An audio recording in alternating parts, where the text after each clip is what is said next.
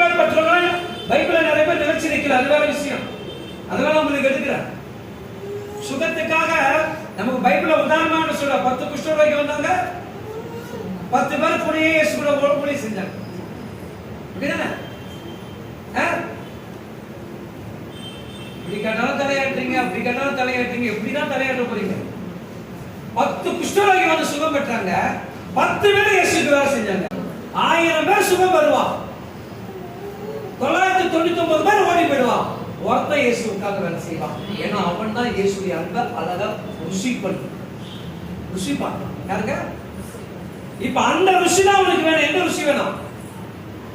சுகம், இன்னும் தலை வலிக்குது, இன்னும் இடுப்பு வலிக்குது, இன்னும் கால் வலிக்குது, இன்னும் குடும்பத்துல கஷ்டம் போல, இன்னும் தரித்திரம் போல, நீங்க சொன்னாங்க உன் குறைபாடு. கர்த்தருடைய குறைபாடு.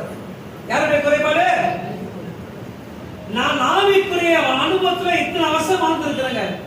எனக்கு தெரிஞ்சு நான் 92 ரட்சிக்கப்பட்டேன். எனக்கு தெரிஞ்சு எனக்கு இப்ப எத்தனை வருஷம் ஆயிடுச்சு? எத்தனை வருஷம்? கட்சிப்படி வாழ ஆரம்பிக்கும் போது அவர் தம்முடைய வார்த்தைப்படி என்ன பண்றாரு? நடத்துறாரு. பைபிளுக்குள்ள எவன் எங்க இருக்கிறான், ஏது இருக்கிறான்ன்றது நமக்கு தெரியாது. ஆனா மைக்க பிடிச்சா அவர் அங்க இருக்கிறான்னு இருக்காரு இல்லையா? இப்ப மத்த ஊழியரை போல ஒரு லேப்டாப்